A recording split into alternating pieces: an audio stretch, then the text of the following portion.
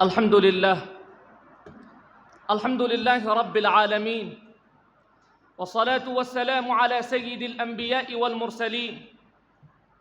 May praise be to Allah, the creator of the worlds, and peace and blessings be upon his Prophet Muhammad, the head of all messengers, upon his family and all his companions.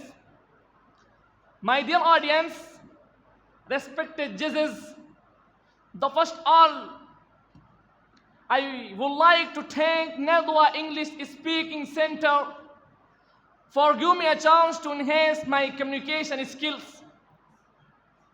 In this gathering, I will shed some light on the sacrifices of Ulama for freedom.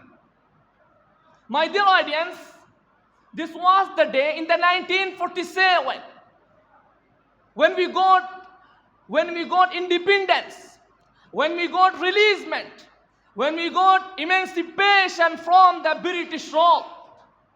We are fortunate that our forefathers and our ulama fought for us and gave us a land of peace and peaceful life that we are living today. Is just because of their sacrifices, it's just because of their struggle, it's just because of their victimization, it's just because of their emulation. So many great leaders like Maulana Abul Kalam Azad, Maulana Muhammad Ali Johar, Maulana Mahmudul Hasan Deobandi, Maulana Hussain Ahmad Madani, and so many leaders devoted their whole life to service of nation.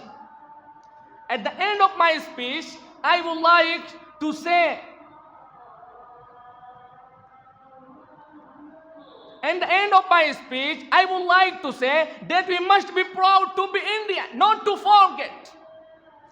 Our ulama sacrificed their life to get us freedom and said, فَلَسْتُ أُبَالِي حِينَ أُقْتَلُ مُسْلِمًا فَلَسْتُ أُبَالِي حِينَ أُقْتَلُ مُسْلِمًا عَلَىٰ أَيِّ جَنْبٍ كَانَ فِي اللَّهِ مَصْرَعِي. And now it's our time. It's time to do something significant for our country. And what we are now and what we have now is all given by our ulama. So let's celebrate this auspicious occasion and with joy, with happy, and remember their sacrifices, and remember their victimization, and remember their immolation. Here I conclude my talk with sincere prayer to Allah, and may Allah give us tawfiq to follow it. Ameen. Wa akhiru da'wana anil hamdulillahi rabbil alameen.